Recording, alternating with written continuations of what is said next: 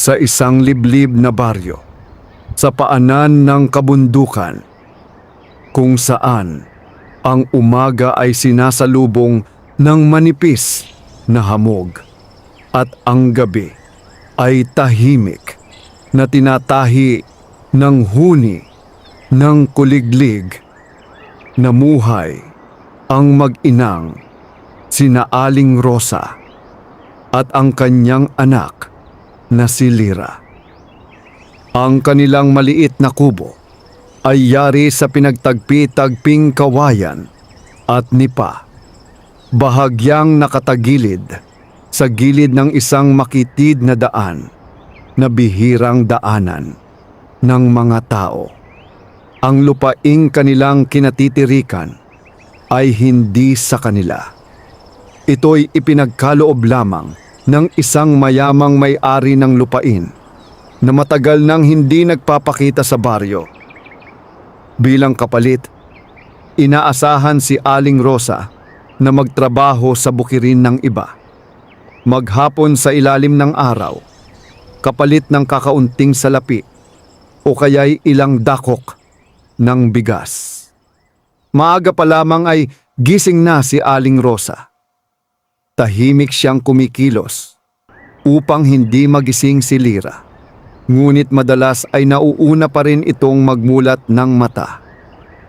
Sa murang edad na 10, sanay na si Lira sa hirap ng buhay. Marunong na siyang magsaing, mag-igib ng tubig mula sa malayong poso at maglinis ng kanilang munting tahanan. "Anak, huwag mo nang piliting bumangon ng maaga," minsang sabi ni Aling Rosa, habang pinagmamasdan ang anak na pilit inaabot ang timba. "Nanay, gusto ko pong makatulong," sagot ni Lira. May ngiting pilit ngunit puno ng determinasyon. Ang kanilang ulam ay kadalasang asin, minsan ay tuyo kung may biyayang dumating. Ang karne ay isang alaala na lamang, at ang prutas ay bihirang malasap maliban kung may malalaglag mula sa puno sa kagubatan. Sa kabila ng lahat, hindi nawawala ang pag-asa ni Aling Rosa. Sa bawat pagsikat ng araw, dala niya ang paniniwalang may pagbabago pang darating. Ngunit sa paglipas ng mga buwan, tila ang pag-asa ay unti-unting nauupos, gaya ng ilaw ng gaserang halos wala ng langis. Isang hapon, habang pauwi si Aling Rosa mula sa bukirin, napansin niyang tila mas tahimik ang paligid.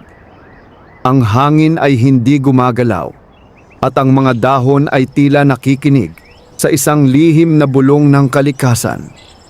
Sa gilid ng daan, sa ilalim ng isang matandang puno ng balete, may nakita siyang kakaibang liwanag. Huminto siya. Ang liwanag ay hindi tulad ng karaniwang sinag ng araw. Ito'y may kakaibang lambot, tila may sariling buhay. Lumapit siya ng dahan-dahan, bagamat may halong takot at pag-usisa. At doon niya nakita isang nilalang na hindi maipaliwanag ng kanyang isip. Isang dalagang napakaganda, nakasuot ng puting kasuotan na tila hinabi mula sa liwanag ng buwan. Ang buhok nito'y mahaba at kumikislap sa bawat galaw, at ang mga mata ay tila naglalaman ng katahimikan ng kalikasan. Hindi makapagsalita si Aling Rosa. "Matagal kitang hinihintay," wika ng nilalang sa isang tinig na banayad, ngunit malinaw. Sino po kayo?" nanginginig na tanong ni Aling Rosa. "Ako ang tagapagbantay ng kagubatang ito," tugon nito. "Isang diwata." Napatras si Aling Rosa, ngunit hindi siya tumakbo. Sa halip, nanatili siya, tila may pumipigil sa kanyang takot.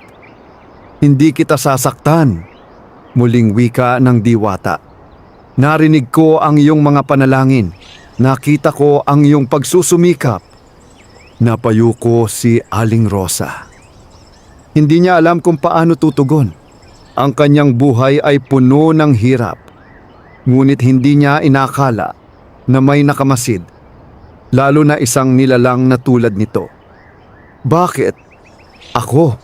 Mahina niyang tanong. Dahil sa kabila ng lahat, hindi ka nawalan ng kabutihan. Sagot ng diwata. At ang iyong anak, siya'y may pusong dalisay. Biglang sumagi sa isip ni Aling Rosa, si Lira. Ang batang kahit gutom ay marunong ngumiti, kahit pagod ay handang tumulong. Ano po ang ibig ninyong gawin? Tanong niya. Ngumiti ang diwata. Sa kanyang palad ay unti-unting lumitaw ang isang maliit na sisidlang yari sa kahoy. Payak, ngunit may kakaibang kinang. Ito ay hindi basta sisidlan, paliwanag ng diwata. Sa bawat araw na ito'y gagamitin ng may kabutihan. Ito'y magbibigay ng sapat upang kayo'y mabuhay ng marangal. Maingat na iniabot ng diwata ang sisidlan. Ngunit bago ito tuluyang tanggapin ni Aling Rosa, nagtanong siya, ano po ang kapalit? Saglit na natahimik ang diwata sa katumingin ng diretso sa kanyang mga mata. Ang kapalit ay pananatili ng kabutihan sa inyong puso. Sagot nito. Sa sandaling manaig ang kasakiman, mawawala ang biyaya. Tinanggap ni Aling Rosa ang sisidlan. May halong pag-aalinlangan at pag-asa. Nang muli siyang tumingala, ang diwata ay unti-unti nang naglalaho, tila hinahalo sa hangin. Pag-uwi niya sa kanilang kubo, nadatnan niya si Lira na naghihintay. May ngiting puno ng pag-aalala. Nanay, ang tagal ninyo po, sabi nito. Hindi agad sumagot si Aling Rosa. Sa halip, ipinakita niya ang sisidlan. Anak, marahan niyang wika, may nagbago na. At sa gabing iyon, sa ilalim ng mahinang liwanag ng gasera, nagsimula ang isang bagong yugto sa kanilang buhay. Isang yugto na magdadala sa kanila mula sa anino ng kahirapan, patungo sa liwanag ng pag-asa. Nagising si Aling Rosa, kinabukasan ng mas maaga, kaysa karaniwan. Ang manipis na liwanag ng bukang liwayway ay marahang sumisilip sa pagitan ng mga siwang ng kanilang kubo, habang ang malamig na hangin ay tahimik na dumadampi sa kanyang balat. Sa tabi niya, mahimbing pang natutulog si Lira, yakap ang lumang kumot na matagal ng kupas.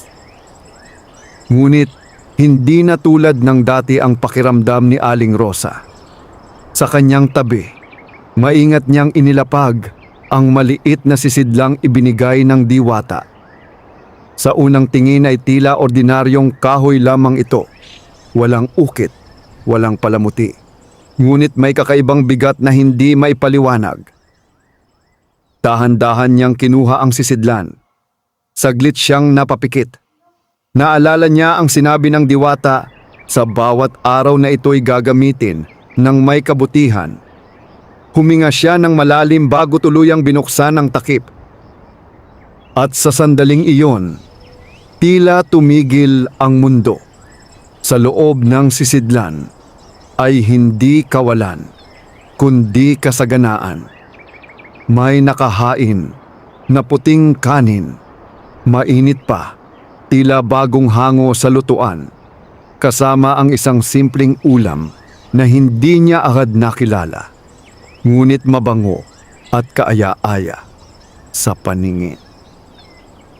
Napaatras si Aling Rosa. Hindi siya agad makapaniwala. Muli niyang tiningnan. Marahang hinawakan ang gilid ng sisidlan. Wari natatakot na baka ito'y mawala sa isang iglap. Nanay! Napalingon siya. Gising na si Lira, nakatingin sa kanya. may halong pagtataka at pananabik. Ano po yan? Hindi agad nakasagot si Aling Rosa. Sa halip, inilapit niya ang sisidlan sa anak. Subukan nating tikman, mahina niyang wika. Maingat na kumuha si Lira ng kaunting kanin at ulam. Sa unang subo pa lamang, agad nagbago ang kanyang ekspresyon. "Nanay, masarap po," bulong niya, tila hindi makapaniwala. Napangiti si Aling Rosa, ngunit ang kanyang mga mata ay napuno ng luha. Matagal na panahon na mula nang huli silang kumain ng ganito, hindi lamang sapat, kundi tunay na nakabubusog at masarap. Tahimik silang kumain. Walang nagmamadali, walang pag-aagawan. Sa bawat subo, tila unti-unting nabubura ang bakas ng kanilang paghihirap, kahit sandali lamang. Pagkatapos kumain, hindi agad isinara ni Aling Rosa ang sisidlan. Sa halip, muli niya itong sinilip at muli ito'y puno. Napaupo siya. Hindi ito nauubos, bulong niya sa sarili. "Nanay, ibig sabihin po, hindi na tayo magugutom?" tanong ni Lira. May pag-asang kumikislap sa kanyang mga mata. Tumingin si Aling Rosa sa anak.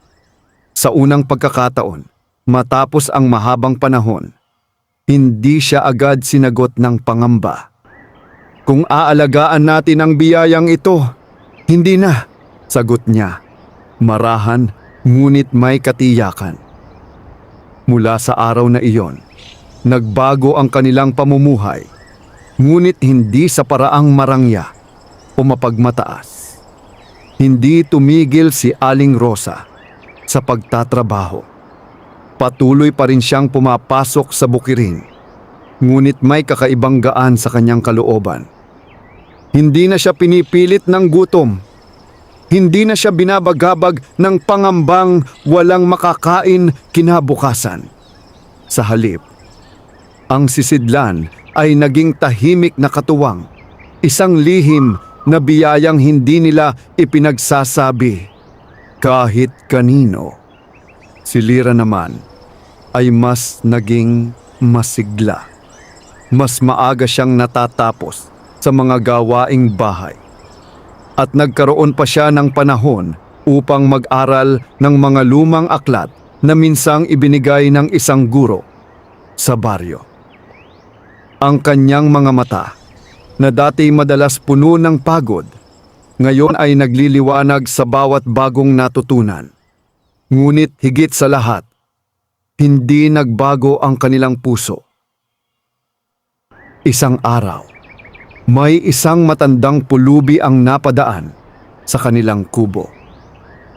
Payat, halos hindi na makalakad at halatang ilang araw nang hindi nakakain. Hindi nag-atubili si Lira. "Nanay, pwede po ba natin siyang pakainin?" tanong niya. Tumingin si Aling Rosa sa sisidlan. Naalala niya ang babala ng diwata. Ngunit higit sa lahat, naalala niya kung paano ang pakiramdam ng walang makain. "Dalhin mo siya rito!" sagot niya. Pinakain nila ang matanda hanggang ito'y mabusog. Walang kapalit, walang hinihinging anuman. Bago umalis, napahawak ang matanda sa kamay ni Aling Rosa. "Hindi ko man kayo masuklian," sabi nito. "Pagpalain nawa kayo ng may kapal." Tahimik lamang nang ngumiti si Aling Rosa. Ngunit nang muli niyang buksan ang sisidlan matapos ang pangyayaring iyon, may napansin siya. Hindi lamang ito muling napuno. Mas marami ito kaysa dati. Napaatras siya. Unti-unting umusbong sa kanyang isipan ang isang mahalagang katotohanan. Ang biyaya ay hindi lamang ibinibigay. Ito'y lumalago kapag ibinabahagi.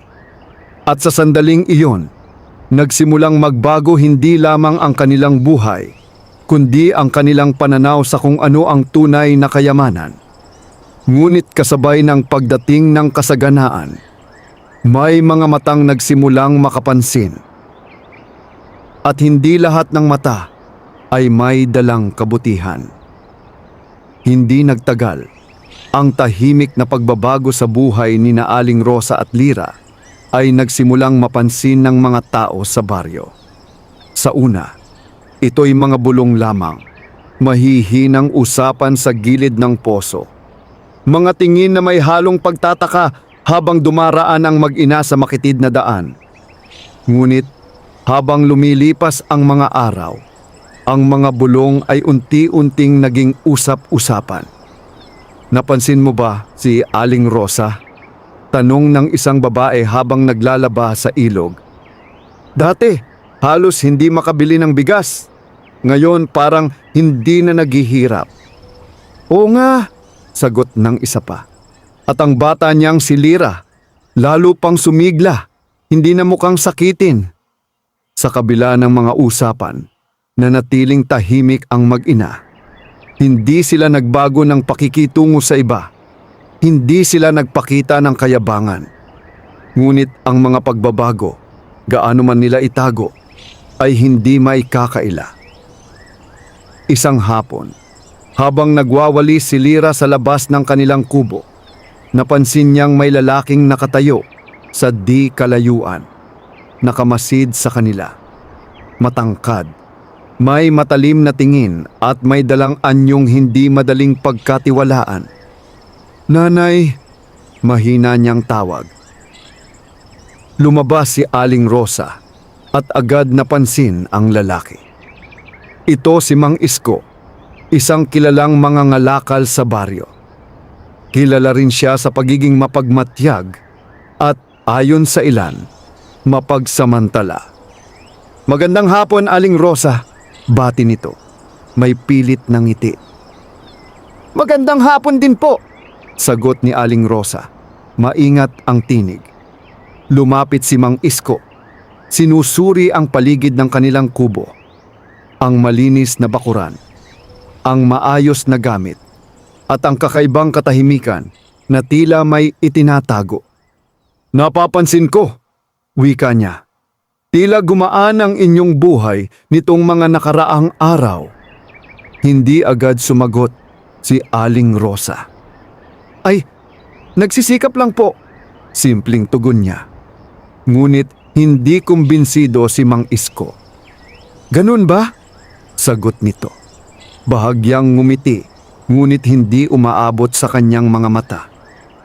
Sa panahon ngayon, hindi sapat ang pagsisikap lang para biglang umunlad. Tahimik si Lira sa likuran ng kanyang ina.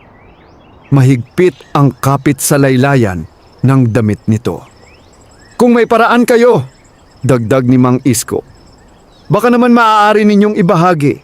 Hindi naman siguro masama ang tumulong sa kapwa, lalo na kung may kapalit. May diin ang huling salita. Ramdam ni Aling Rosa ang kakaibang bigat sa hangin. Wala po kaming espesyal na paraan, sagot niya. Pinipilit manatiling kalmado. Kung ano po ang meron kami, sapat lang para sa amin. Sandaling natahimik si Mang Isko, saka tumango. Ganun ba? Sabi niya. Kung sakaling magbago ang isip ninyo, alam ninyo kung saan ako matatagpuan. At dahan-dahan siyang tumalikod, ngunit bago tuluyang umalis, muling sumulyap sa kanilang kubo, isang tinging puno ng pagdududa at pagnanasa. Pagkawala niya, napaupo si Lira. Nanay, parang hindi po maganda ang tingin niya, bulong nito. Hindi sumagot si Aling Rosa agad. Sa halip, tumingin siya sa loob ng kubo, sa direksyon kung saan nakatago ang sisidlan. May mga taong hindi kontento sa kung ano ang mayroon sila, marahan niyang sabi. At kapag may nakita silang kakaiba, gusto nila itong angkinin. Kinagabihan, hindi mapakali si Aling Rosa. Habang natutulog si Lira, siya ay nakaupo malapit sa sisidlan, tahimik na nagbabantay. Ang bawat kaluskos sa labas ay tila mas malinaw sa kanyang pandinig. At tama nga ang kanyang kutob. Sa kalaliman ng gabi, may aninong gumalaw sa labas ng kanilang kubo. Marahang bumukas ang pinto. Isang figura ang pumasok. Dahan-dahan, tila sanay sa ganitong gawain. Si Mang Isko. Tahimik siyang gumalaw. Ang kanyang mga mata ay agad naghanap ng anumang kakaiba. At hindi nagtagal, napunta ang kanyang pansin sa sisidlan. Yan na siguro, bulong niya. Ngunit bago pa niya ito mahawakan. Tumigil ka. Napalingon siya. Nakatayo si Aling Rosa. Matatag ang tindig, kahit may halong takot sa kanyang mga mata. Hindi sa iyo yan, mariin niyang sabi. Ngumisi si Mang Isko.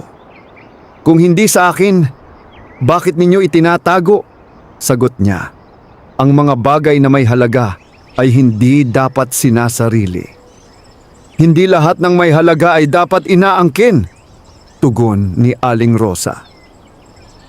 Saglit na nagkatitigan ang dalawa. Pagkatapos, biglang sumugod si Mang Isko. Pilit inaagaw ang sisidlan. Ngunit sa sandaling mahawakan niya ito. Isang matinding liwanag ang sumiklab mula sa sisidlan. Napaatras siya, napasigaw sa sakit. Ang kanyang kamay ay tila napaso, kahit walang apoy. Hindi ito para sa iyo. Isang tinig ang umalingaw-ngaw sa loob ng kubo. Banayad ngunit makapangyarihan. Biglang naglaho ang liwanag. Ngunit ang sisidlan ay nanatiling buo sa kamay ni Aling Rosa. Napatakbo palabas si Mang Isko, takot na takot, hindi na lumingon pa.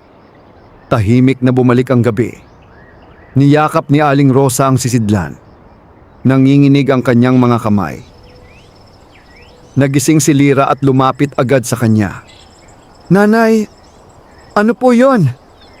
Tumingin si Aling Rosa sa anak. Isang paalala, sagot niya, na ang biyayang ito ay hindi basta regalo lamang. Ito'y pananagutan. Sa labas ng kanilang kubo, muling bumalik ang katahimikan.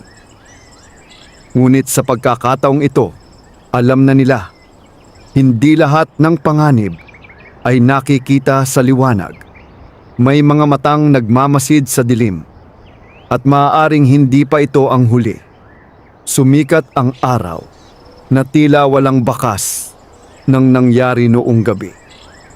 Ang baryo ay muling nabalot ng karaniwang ingay. Mga batang naglalaro sa kalsada, mga tandang na nag-aagawan sa tilaok, at mga kababaihang nag-uusap habang nagigib ng tubig. Ngunit sa loob ng kubo ni na Aling Rosa at Lira, may naiwan na hindi maipaliwanag na bigat. Tahimik si Lira habang nag-aayos ng kanilang munting hapag.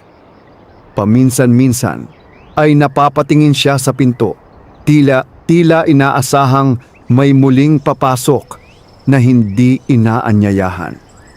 Nanay, babalik pa po kaya siya? Tanong niya. Hindi agad sumagot si Aling Rosa. Abala siya sa paghawak ng sisidlan. Tila sinusuri kung may nagbago rito matapos ang nangyari. Hindi ko alam, sagot niya sa wakas. Pero hindi tayo dapat mawalan ng lakas Umupo siya sa tabi ng anak at marahang hinawakan ang kamay nito. Anak, tandaan mo, ang biyayang ito ay hindi para katakutan, kundi para ingatan. Tumango si Lira, bagamat may bakas pa rin ang pangamba sa kanyang mukha. Sa araw na iyon, pinili ni Aling Rosa na huwag munang pumunta sa bukirin. Sa halip, inayos niya ang kanilang paligid. Tinitiyak na maayos ang bawat sulok ng kanilang tahanan. Tila ba ang kaayusan ay makapagbibigay ng kapanatagan. Habang abala sila, may kumatok sa kanilang pintuan. Pareho silang natigilan. Nagkatinginan muna ang mag-ina bago dahan-dahang lumapit si Aling Rosa at binuksan ang pinto. Sa labas ay isang babae. Maputla, payat at halatang pagod na pagod. Sa kanyang tabi ay isang batang lalaki, halos kasing edad ni Lyra, ngunit mas payat at tila nanghihina. "Patawad po," mahina niyang sabi. "Kami po'y naglalakbay at ilang araw na pong walang maayos na pagkain ang aking anak." Hindi nag-atubili si Lyra. "Nanay," bulong niya, ngunit hindi na niya kailangang tapusin ang kanyang sasabihin. Tumingin si Aling Rosa sa sisidlan. Isang sandali ng katahimikan. Ang alaala ng nangyari kagabi ay sariwa pa. Ang tangkang pagkuha, ang babala ng diwata. Ngunit sa harap nila ngayon ay hindi panganib, kundi pangangailangan. "Pumasok po kayo," wika ni Aling Rosa. Pinaupo niya ang mag-ina sa loob ng kubo at agad naghain mula sa sisidlan. Tulad ng dati, ito'y sagana, mainit na kanin at masustansyang ulam na tila kusang lumilitaw sa bawat pagbukas. Tahimik na kumain ang mag-ina, halos hindi makapaniwala sa kanilang kinakain. Ang bata ay tila nabuhayan. Unti-unting nagkaroon ng kulay ang kanyang mukha. "Maraming salamat po," sabi ng babae matapos kumain. Luhaan. "Hindi ko po alam kung paano kayo mapapasalamatan." Ngumiti si Aling Rosa. "Hindi ninyo kailangang magpasalamat," sagot niya. "Kung may sobra dapat itong ibahagi." Ngunit sa sandaling iyon, may kakaibang nangyari. Habang inilalagay ni Aling Rosa ang sisidlan sa mesa, napansin niyang tila mas mabigat ito kaysa dati. Nang muli niya itong buksan, hindi lamang ito puno, kundi mas masagana pa kaysa sa karaniwan. Napatingin siya kay Lyra. Napangiti ang bata. "Nanay, totoo po pala," bulong nito. Tumango si Aling Rosa. Ngunit sa kanyang isipan ay may bagong tanong na sumibol. Kung ang kabutihan ay nagpapalago ng biyaya, ano ang mangyayari kung kabaliktaran ang gawin? Lumipas ang ilang araw. Unti-unting bumalik ang katahimikan sa baryo. Ngunit hindi nawala ang pakiramdam na sila'y binabantayan. Hindi na muling nagpakita si Mang Isko. Ngunit may mga pagkakataong may naririnig si Aling Rosa na mga yabag sa gabi. Mga yabag na hindi niya matiyak kung totoo o bunga lamang ng kanyang pag-aalala. Isang hapon, habang naglalakad si Lyra pauwi mula sa poso, may dalawang batang lumapit sa kanya. Mga anak ito ng isa sa mayayamang pamilya sa baryo. "Totoo bang hindi na kayo naghihirap?" tanong ng isa, may halong panunukso. Tahimik si Lyra. "Sabi nila, may tinatago raw kayo," dagdag ng isa pa. "Baka naman, ninakaw ninyo lang." Napahigpit ang hawak ni Lyra sa timba. "Hindi totoo yan," sagot niya. Pilit pinipigilan ang kanyang emosyon. Ngunit tumawa lamang ang mga bata at tumakbo palayo. Pagdating niya sa bahay, agad niyang ikinuwento ang nangyari. Hindi nagalit si Aling Rosa. Sa halip, naupo siya sa tabi ng anak. Hindi lahat ng tao ay maiintindihan ang biyayang hindi nila nakikita, sabi niya. At minsan, mas madali para sa kanila ang magduda kaysa maniwala. "Pero masakit po, nanay," bulong ni Lyra. Hinaplos ni Aling Rosa ang buhok ng anak. Oo, sagot niya. Ngunit hindi natin kailangang patunayan ang ating sarili sa kanila. Ang mahalaga, alam natin ang katotohanan. Sa gabing iyon, habang pinagmamasdan ni Aling Rosa ang sisidlan, unti-unti niyang nauunawaan ang lalim ng responsibilidad na kanyang tinanggap. Ang biyaya ay hindi lamang tungkol sa pag-ahon mula sa kahirapan. Ito rin ay pagsubok. Pagsubok sa kanilang puso, sa kanilang paninindigan, at sa kanilang kakayahang manatiling mabuti kahit sa harap ng tukso at pagdududa. At sa malayo, sa kailaliman ng kagubatan, may mga matang muling nagmasid, hindi na may halong pagnanasa, kundi may layuning subukin ang katatagan ng mag-ina. Lumipas ang mga linggo na tila mas magaan kaysa sa mga nakaraang taon ng buhay ni na Aling Rosa at Lira. Ang dati puno ng pangamba, ang bawat araw ay napalitan ng maingat na pag-asa. Hindi na sila nagugutom, hindi na sila nangangamba sa susunod na kakainin, ngunit nanatili ang kanilang payak na pamumuhay. Gayunpaman, kasabay ng unti-unting pagbuti ng kanilang kalagayan ay ang paglapit ng isang bagong uri ng pagsubok. Isang umaga, habang si Aling Rosa ay nasa bukirin, may dumating na bisita sa kanilang kubo. Ito'y si Aling Marta, isang babaeng kilala sa baryo, hindi lamang sa kanyang kayamanan, kundi sa kanyang matalas na pagtingin sa mga bagay na maaaring pagkakitaan. Magandang umaga, iho, bati niya kay Lira, na noon ay nagwawalis sa bakuran. Magandang umaga po, magalang na tugon ni Lira. Nasaan ang iyong ina? Tanong ni Aling Marta. Nasa bukirin pa po, sagot ng bata. Tumango si Aling Marta at ngumiti. Isang ngiting hindi agad mababasa kung may kabutihan o may ibang layunin. Hintayin ko na lang siya, sabi niya.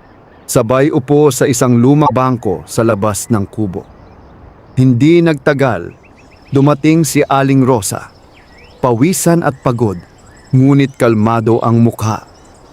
Nang makita niya ang bisita, bahagya siyang nagulat. Magandang umaga po, bati niya. Magandang umaga rin, sagot ni Aling Marta. Pasensya na kung ako'y biglang napadaan. May naisa na akong pag-usapan. Inalok ni Aling Rosa ng upuan ang bisita at binigyan ng tubig. Tahimik silang naupo sandali. Bago nagsalita si Aling Marta. Diretso na ako, wika niya. Napapansin ko ang pagbabago sa inyong buhay at hindi ako naniniwalang ito'y basta bunga lamang ng sipag. Hindi sumagot si Aling Rosa. Alam kong may paraan kayo, pagpapatuloy ni Aling Marta. At kung iyon ay totoo, maaari nating gawing mas malaki ang pakinabang nito. Napakunot ang noo ni Aling Rosa. Ano po ang ibig ninyong sabihin? Kung anuman ang meron kayo, sagot ni Aling Marta. Maaari nating palaguin. Isipin ninyo, hindi lang sapat para sa araw-araw, kundi sobra-sobra. Maaari kayong magkaroon ng sariling lupa, sariling tindahan, sariling kabuhayan na hindi kailangang paghirapan araw-araw. Tahimik si Lira sa gilid, nakikinig. Kapag ako ang tumulong, dagdag pa ni Aling Marta, sisiguraduhin kong hindi na kayo babalik sa dati ninyong kalagayan. May kakaibang kinang sa kanyang mga mata, isang kinang na hindi lubos na mapagkakatiwalaan. Ngunit maranyang sinabi, kailangan ko ring malaman kung ano ang pinagmumulan ng inyong biyaya. Naging mabigat ang katahimikan. Alam ni Aling Rosa ang ibig sabihin nito. Hindi ito simpleng alok ng tulong. Ito'y isang paanyaya o marahil isang tukso. Tumingin siya kay Lyra. Ang bata ay tahimik, ngunit ang kanyang mga mata ay tila nagtatanong, "Ano ang gagawin natin, nanay?" Huminga ng malalim si Aling Rosa. "Pasensya na po," wika niya sa wakas. "Ngunit kung anuman ang mayroon kami, hindi ito para ibenta o ipagpalit." Bahagyang nagbago ang ekspresyon ni Aling Marta. "Hindi ko naman sinasabing ibenta," sagot niya. Ngunit ang kanyang tinig ay bahagyang tumigas. "Gusto ko lang itong palaguin. Hindi ba't mas makakabuti iyon para sa inyo?" "Ang sapat ay sapat na po para sa amin," sagot ni Aling Rosa. Tumayo si Aling Marta. "Sayang," sabi niya. "Hindi lahat ay binibigyan ng pagkakataong umangat ng lubusan." Tumingin siya kay Lyra, saka muling bumaling kay Aling Rosa. "Kung sakaling magbago ang isip ninyo, bukas ang aking alok." At siya'y umalis. Pagkaalis niya, napaupo si Lyra. "Nanay, mali po ba na gustuhin ang mas magandang buhay?" tanong niya. Hindi agad sumagot si Aling Rosa. Sa halip, kinuha niya ang sisidlan at marahang inilapag sa kanilang pagitan. "Hindi mali ang mangarap," sagot niya. "Ngunit may hangganan ang dapat nating tanggapin." "Bakit po?" "Dahil may mga biyayang ibinibigay hindi para sa labis na kasaganaan, kundi para sa tamang pamumuhay," paliwanag niya. Binuksan niya ang sisidlan. Tulad ng dati, ito'y puno. Ngunit sa pagkakataong iyon, tila mas payapa ang kanyang pakiramdam kaysa sa anumang kayamanang maiaalok. "Kung pipiliin nating higit pa sa sapat," dagdag niya, "maaaring mawala pati ang mayroon na tayo." Tahimik na tumango si Lyra. Sa kanyang murang isipan, unti-unti niyang nauunawaan na ang tunay na kayamanan ay hindi nasusukat sa dami, kundi sa kung paano ito ginagamit. Sa malayo, sa gilid ng kagubatan, muling sumilay ang isang pamilyar na liwanag. Tahimik na nagmasid ang diwata. Hindi siya lumapit. Hindi siya nagsalita. Ngunit sa kanyang mga mata ay mababakas ang isang bagay. Isang pagsubok ang nalampasan. Ngunit hindi pa tapos ang lahat, sapagkat sa puso ng tao, ang tukso ay hindi nawawala. Ito'y nagbabalik sa iba't ibang anyo. Lumipas ang mga araw matapos ang pagbisita ni Aling Marta at tila muling bumalik sa payapang daloy ang buhay ni na Aling Rosa at Lyra. Ngunit sa kabila ng katahimikan, may nananatiling pakiramdam na hindi maalis. Parang may matang patuloy na nagmamasid, naghihintay ng tamang pagkakataon. Isang dapit hapon, habang ang kalangitan ay unti-unting pinipintahan ng kulay kahel at lila, naglalakad si Aling Rosa pauwi mula sa bukirin. Tahimik ang paligid, ngunit ang kanyang pakiramdam ay hindi mapalagay. Sa may liko ng daan, malapit sa matandang puno ng balete, ang parehong lugar kung saan niya unang nakita ang diwata, may napansin siyang figura. Huminto siya. Isang lalaki ang nakatayo roon, bahagyang nakayuko, tila may iniinda. Dahan-dahan siyang lumapit. "Mang Isko," mahina niyang tawag. Nag-angat ng ulo ang lalaki.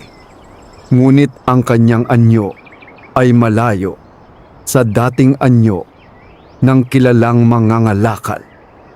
Namumutla siya, pawisan, at tila pinahihirapan ng matinding sakit. Ang kanyang mga mata, na dati matalas at mapanuri, ngayon ay puno ng takot. "Aling Rosa," Halos pabulong niyang sabi, "Tulungan mo ako!" Napatigil si Aling Rosa. Naalala niya ang gabing pilit nitong inagaw, ang sisidlan, ang kasakiman, ang panganib. Ngunit sa kanyang harapan ngayon ay hindi ang parehong tao, kundi isang taong tila nagdurusa. "Ano ang nangyari sa iyo?" tanong niya. "Simula noong gabing iyon," sagot ni Mang Isko. Hirap magsalita. "Hindi na ako mapakali. Parang may bumabagabag sa akin. Hindi ako makatulog, hindi ako makakain ng maayos." Napahawak siya sa kanyang dibdib. "Parang may kapalit ang ginawa ko." Tahimik si Aling Rosa. Sa kanyang isipan ay bumalik ang tinig na kanilang narinig. "Hindi ito para sa iyo." "Hindi ko na kaya," dagdag ni Mang Isko. "Kung may paraan para mawala ito, gagawin ko." Isang mabigat na katahimikan ang namagitan sa kanila. Ito ang sandali ng pagpili. Ang taong ito ay minsang nagtangkang agawin ang kanilang biyaya. Ngunit ngayon, siya'y humihingi ng tulong. "Tara," wika ni Aling Rosa sa wakas. "Sumama ka sa akin." Dinala niya si Mang Isko sa kanilang kubo. Agad siyang sinalubong ni Lira na nagulat sa kalagayan ng lalaki. "Nanay, siya po yun," bulong ni Lira. Tumango si Aling Rosa. "Alam ko," sagot niya. Ngunit ngayon, kailangan niya ng tulong. Pinaupo nila si Mang Isko at binigyan ng pagkain mula sa sisidlan. Sa una, nag-alangan ng lalaki. "Hindi ko ito karapat-dapat," mahina niyang sabi. "Hindi ito tungkol sa kung sino ang karapat-dapat," sagot ni Aling Rosa. "Ito'y tungkol sa kung sino ang nangangailangan." Unti-unting kumain si Mang Isko. Sa bawat subo, tila unti-unting nababawasan ang kanyang paghihirap. Ang kanyang mukha ay nagkaroon ng kaunting sigla at ang kanyang paghinga ay naging mas maayos. Lumipas ang ilang sandali. "Maraming salamat," sabi niya, halos hindi makatingin sa kanila. "Hindi ko inaasahan na tutulungan ninyo ako matapos ang ginawa ko." Tahimik si Lira, ngunit unti-unti siyang lumapit. "Kung alam ninyo pong mali ang ginawa ninyo," sabi niya, "pwede pa naman pong magbago." Napatingin si Mang Isko sa bata. Sa unang pagkakataon, ang kanyang mga mata ay hindi puno ng pagnanasa, kundi ng pagsisisi. "Oo," bulong niya, "gagawin ko ang lahat para maitama ito." Kinagabihan, matapos makapagpahinga si Mang Isko, nagpaalam siya. "Hindi ko makakalimutan ang ginawa ninyo," sabi niya, "at sisikapin kong maging karapat-dapat sa pangalawang pagkakataong ito." Pagkaalis niya, napaupo si Lira. "Nanay, tama po ba ang ginawa natin?" tanong niya. Tumingin si Aling Rosa sa sisidlan. Dahan-dahan niya itong binuksan. Sa loob ay masagana pa rin, ngunit may kakaibang liwanag na tila mas malinaw kaysa dati. "Tama," sagot niya. "Dahil ang tunay na kabutihan ay hindi lamang para sa mga mabuti, kundi lalo na sa mga gustong magbago." Sa labas ng kanilang kubo, sa gilid ng kagubatan, muling lumitaw ang diwata. Tahimik siyang nakamasid. Ngunit sa pagkakataong ito, ang kanyang mga mata ay may bahagyang namangiti. Ang pagsubok ay hindi lamang tungkol sa pagtanggi, sa kasakiman, kundi sa kakayahang magpatawad. At sa gabing iyon, isang bagong liwanag ang sumibol. Hindi mula sa sisidlan, kundi mula sa puso ng mga taong piniling maging mabuti, kahit hindi ito madali. Makalipas ang ilang araw, Mula nang bumisita si Mang Isko, tila nagbago ang ihip ng hangin sa baryo. Ang dati mga bulong-bulungan lamang ay naging mas malinaw na usapan. Ang mga tao ay hindi na lamang nagtataka, nagsisimula na silang magtanong. May kakaiba talaga sa mag-ina, sabi ng isang lalaki sa tindahan. Hindi normal ang biglang ginhawa, dugtong ng isa. At kung may tinatago sila, bakit hindi nila ibinabahagi? Ang mga salitang ito ay unti-unting kumalat, hanggang sa makarating mismo sa pandinig ni Aling Rosa at Lira. Isang hapon, habang si Lira ay naglalakad pa uwi, napansin niyang mas maraming matang nakatingin sa kanya. Hindi na ito simpleng pag-uusisa. May halong pagdududa at sa ilan, inggit. Pagdating niya sa kubo, nadatnan niya si Aling Rosa na tahimik na nakaupo, tila malalim ang iniisip. "Nanay!" tawag niya. Tumingala si Aling Rosa. "May kakaiba na po sa mga tao," sabi ni Lira. "Parang hindi na sila masaya para sa atin." Huminga ng malalim si Aling Rosa. May mga pagkakataon talaga na ang biyaya ng isa ay nagiging tanong sa iba. Sagot niya. At kapag hindi nila maunawaan, naghahanap sila ng paliwanag kahit mali. Umupo si Lira sa tabi niya. Paano po kung malaman nila ang tungkol sa sisidlan? Hindi agad sumagot si Aling Rosa. Sa halip, kinuha niya ang sisidlan at inilapag sa kanilang pagitan. Tahimik, ngunit may bigat ang kahulugan. Kung mangyari man iyon, wika niya, kailangan nating maging handa. Hindi para ipagtanggol ito, kundi para ipagtanggol kung bakit natin ito ginagamit. Ngunit hindi nila kailangang maghintay ng matagal.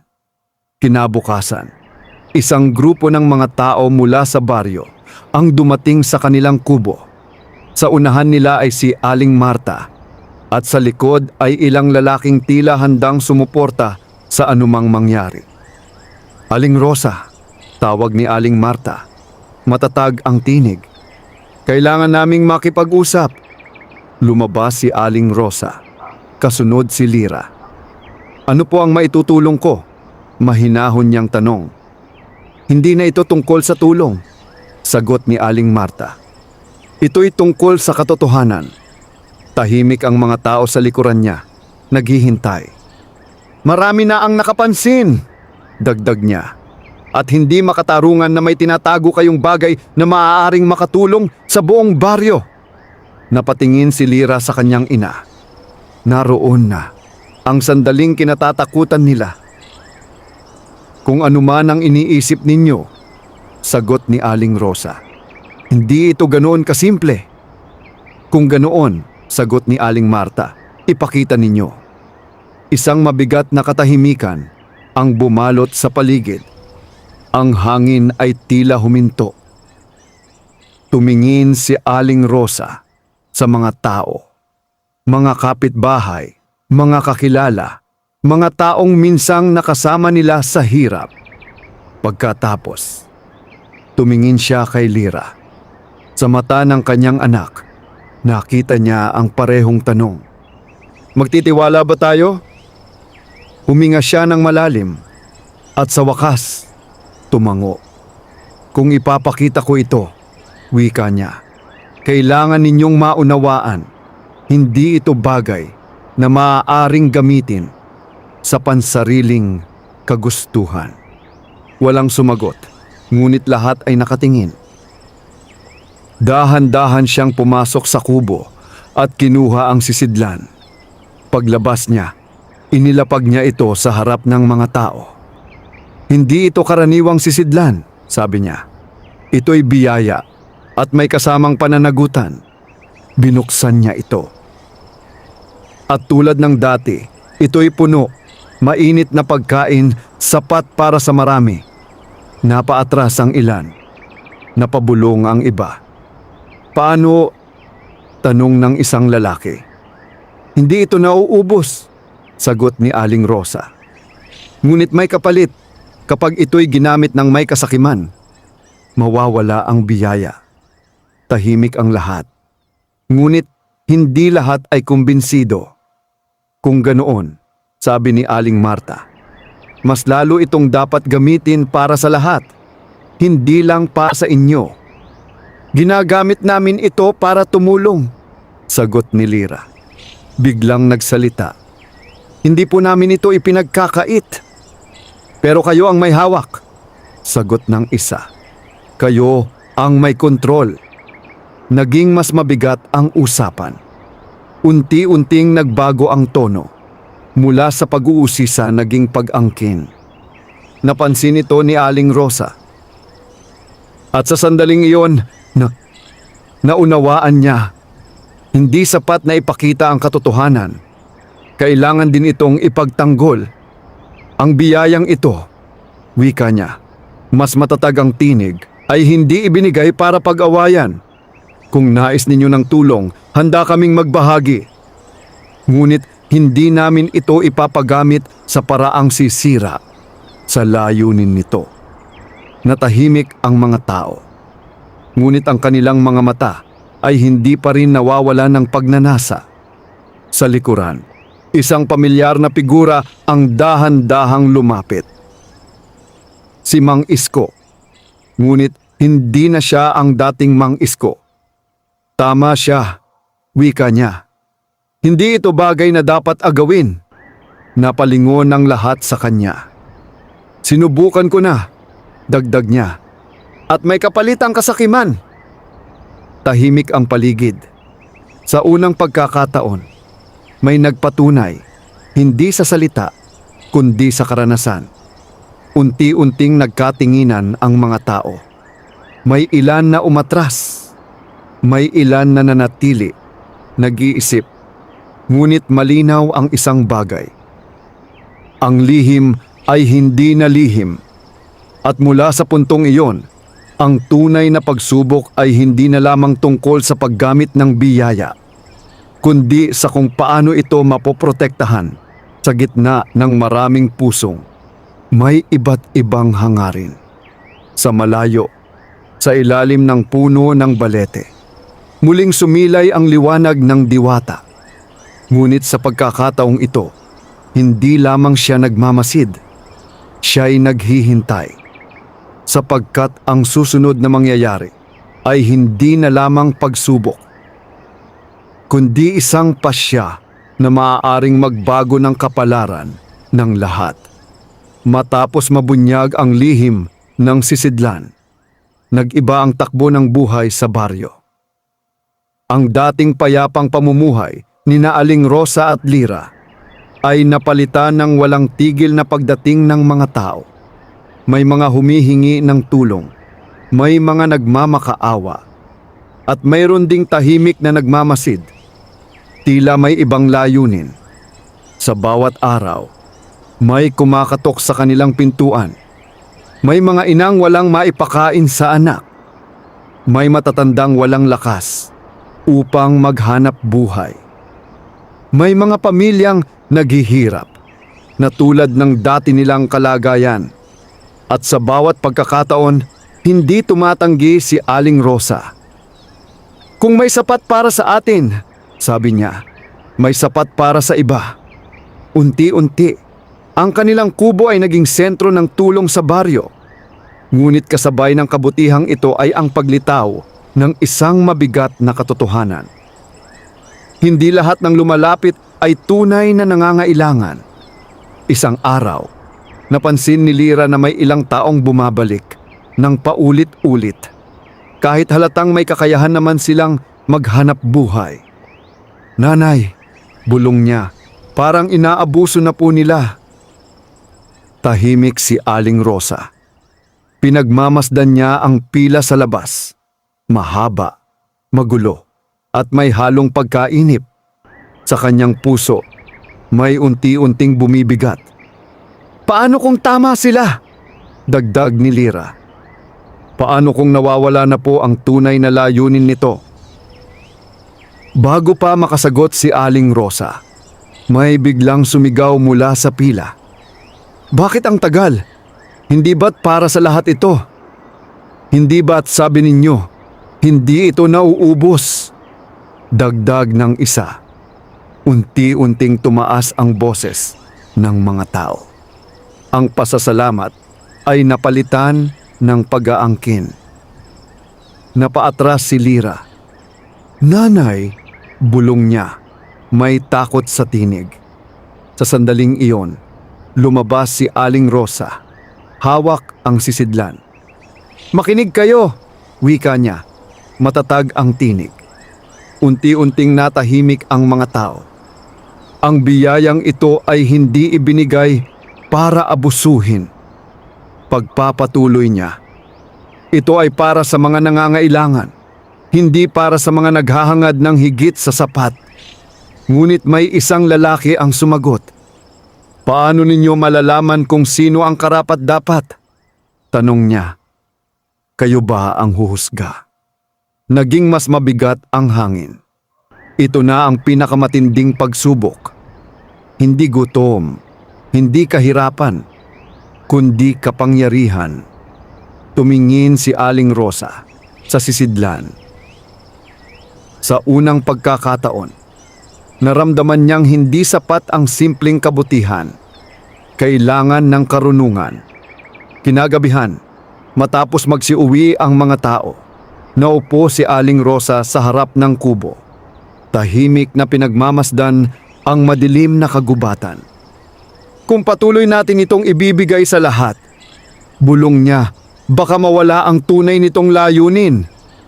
Pero kung pipili tayo, sagot ni Lira, baka naman may maiwan. Tahimik silang dalawa. Hanggang sa unti-unting lumiwanag ang paligid. Isang pamilyar na liwanag ang sumilay sa harap nila. Muling nagpakita ang diwata. Hindi na sila nagulat. Sa halip, tumayo si Aling Rosa at yumuko ng bahagya. Kailangan ko ng gabay, sabi niya. Ngumiti ang diwata. Banayad, ngunit may lalim. Ang biyaya ay parang ilog, wika nito. Kapag hinayaan mong dumaloy ng walang hanggan, maaari itong magdulot ng baha. Ngunit kapag pinigil mo naman, maaari itong matuyo. Tahimik na nakinig si Lira. Ano po ang dapat naming gawin? Tanong niya. Lumapit ang diwata at marahang hinawakan ang sisidlan. Hindi ninyo kailangang maging perpekto, sagot nito. Kailangan lamang ninyong maging tapat sa layunin ng biyaya at sa inyong puso. Biglang nagliwanag ang sisidlan. At sa sandaling iyon may nagbago.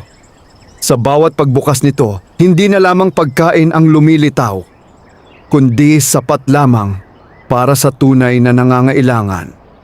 Napatingin si Aling Rosa. Paano ito nangyari?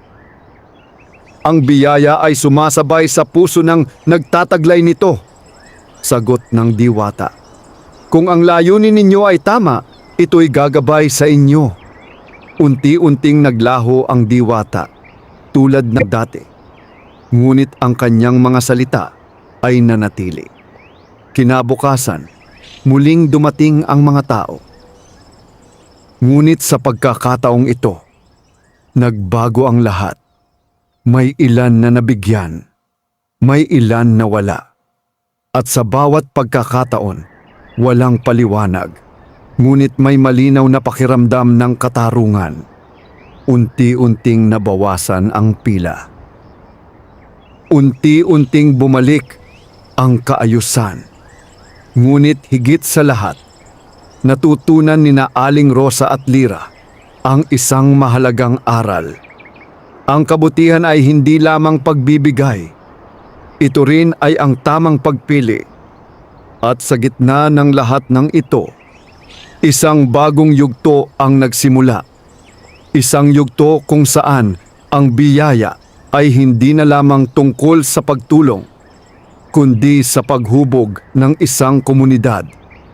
Sa paglipas ng mga araw, unti-unting nagbago ang anyo ng baryo.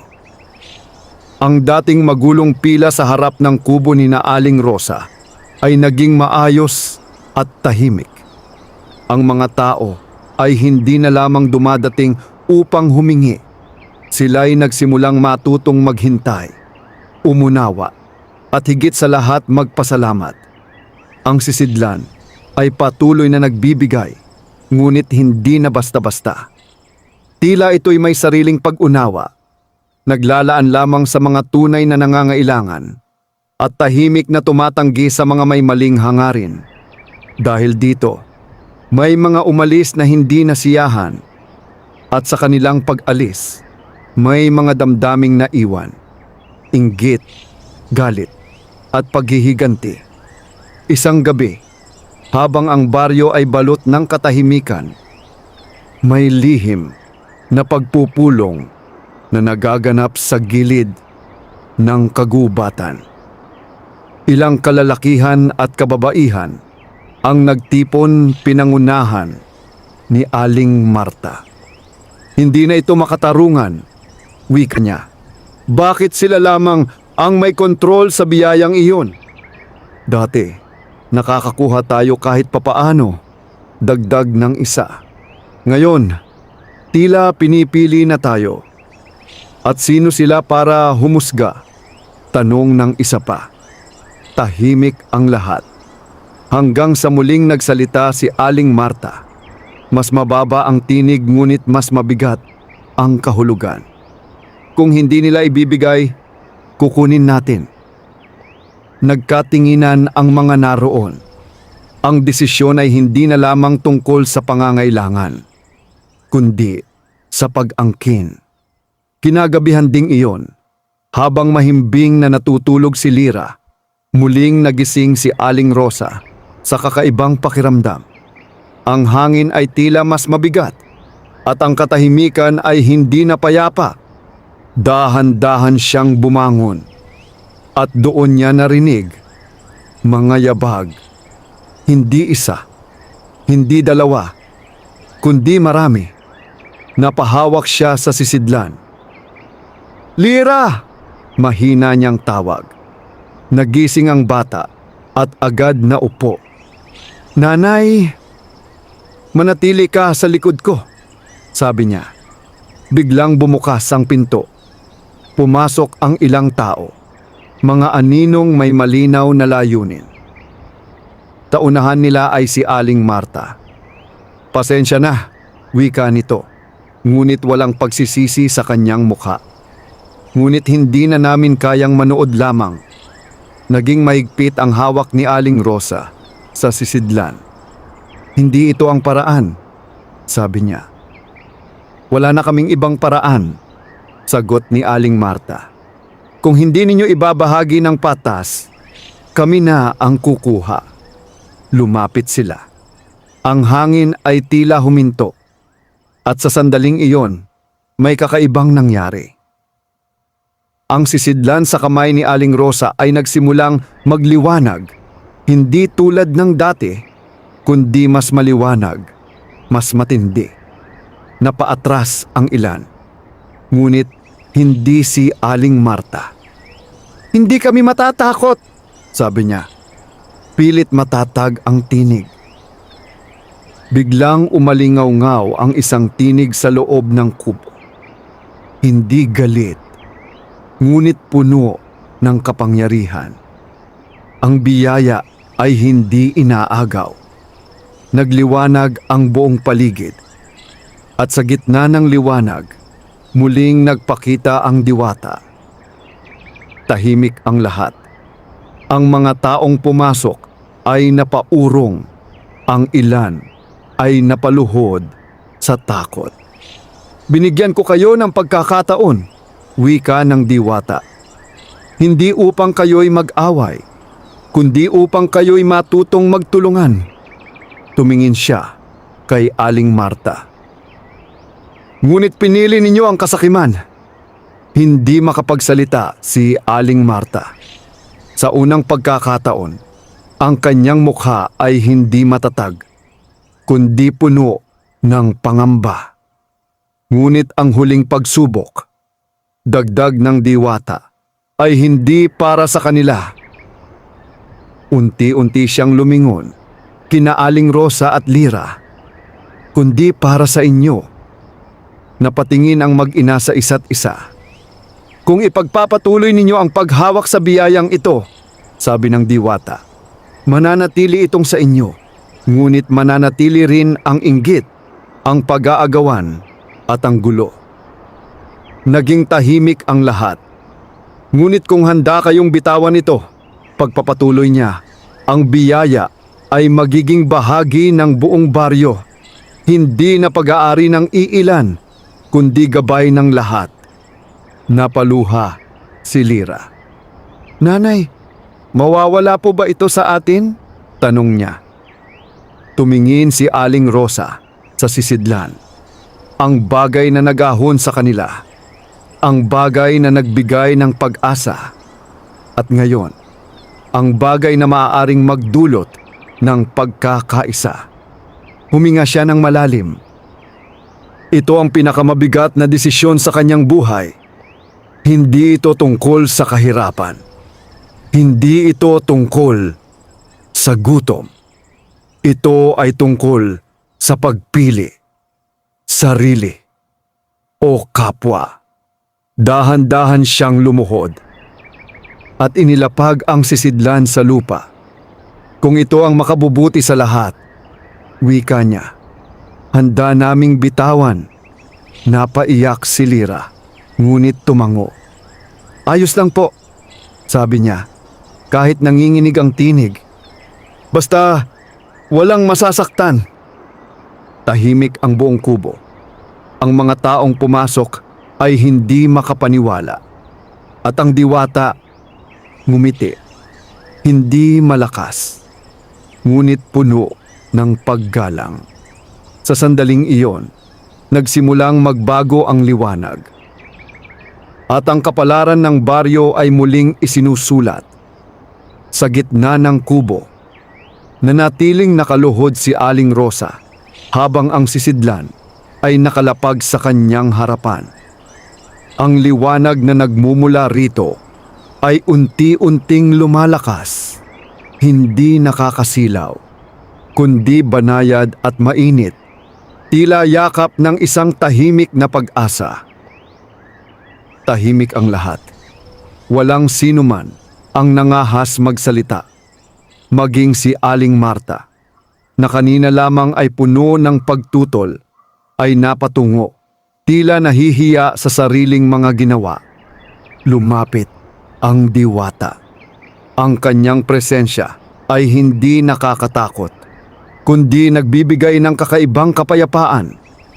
Ang tunay na kabutihan, wika niya, ay hindi nasusukat sa kung gaano karami ang kaya mong ibigay, kundi sa kung ano ang handa mong isuko para sa kapakanan ng iba. Unti-unti niyang inangat ang sisidlan. Sa sandaling iyon, ang liwanag ay kumalat sa buong kubo, lumabas sa pintuan, at tila umabot hanggang sa buong baryo. Ang mga taong naroroon ay napapikit, hindi sa takot, kundi sa bigat ng kanilang nararamdaman. Simula ngayon, tinpumin, pagpapatuloy ng diwata, ang biyaya ay hindi na mananatili sa isang sisidlan, kundi sa puso ng bawat isa. Biglang naglaho ang sisidlan sa kanyang mga kamay. Napatingin si Lyra. Nanay, wala na po. Ngunit bago pa, tuluyang pumatak ang kanyang luha. May kakaibang nangyari. Sa labas ng kubo, ang mga halaman ay tila mas luntian. Ang hangin ay mas sariwa. At mula sa malayo, may mga taong nagsimulang makaramdam ng kakaibang sigla. Parang may bagong lakas na dumadaloy sa kanilang katawan. Ang mga lupang dati tigang ay unti-unting naging mataba. Ang mga pananim ay nagsimulang tumubo ng mas mabilis. Ang mga taong dati umaasa lamang sa tulong ay nagkaroon ng kakayahang magtrabaho at maghanap buhay. Ang biyaya ay hindi na lamang pagkain, kundi kakayahan. Napatingin si Aling Rosa sa kanyang mga kamay. Wala na ang sisidlan, ngunit wala rin ang takot. "Nanay," mahina ang tinig ni Lira. "Hindi na po tayo babalik sa dati, di ba?" Ngumiti si Aling Rosa. Marahan ngunit puno ng katiyakan. "Hindi na," sagot niya. "Dahil ang tunay na kayamanan, natutunan na natin." Lumapit si Mang Isko, tahimik na yumuko. "Patawad sa aking mga nagawa," sabi niya. "Ngunit simula ngayon, nais kong tumulong, hindi upang kumuha, kundi upang magbigay." Sumunod si Aling Marta. Hindi na siya ang dating matapang at puno ng pag-aangkin. "Nagkamali ako," sabi niya, "at handa akong magbago." Unti-unting lumapit ang iba pang tao. Wala nang galit, wala nang pag-aagawan. Sa halip, may isang bagong simula. Isang komunidad na natutong magtulungan, hindi dahil sa takot na mawalan, kundi dahil sa pagnanais na magbigay. Sa gilid ng kagubatan, muling lumitaw ang diwata. Tahimik siyang nagmasid sa baryo. Sa mga taong ngayon ay nagtutulungan. Sa mga batang muling tumatawa. Sa mga pusong unti-unting nagiging buo. "Natapos na ang aking tungkulin," bulong niya sa hangin. At sa isang iglap, siya'y naglaho. Hindi bilang pagkawala, kundi bilang isang alaala na mananatili sa bawat kabutihang gagawin. Lumipas ang mga buwan. Ang baryo ay naging mas maunlad, hindi dahil sa isang mahiwagang sisidlan, kundi dahil sa sama-samang pagsisikap. Si Lira ay patuloy na nag-aral. Dala ang mga aral ng kanyang naranasan. Si Aling Rosa naman ay naging gabay ng marami, hindi bilang may hawak ng biyaya, kundi bilang isang ina na nagturo kung paano ito gamitin. At sa bawat gabi, sa ilalim ng tahimik na kalangitan, may isang bagay na hindi kailanman nawala. Ang alaala ng isang biyayang minsang dumating. At ang katotohanan ito'y hindi kailanman tunay na nawala. Sapagkat ito'y nanatili sa puso ng mga taong piniling maging mabuti, wakas.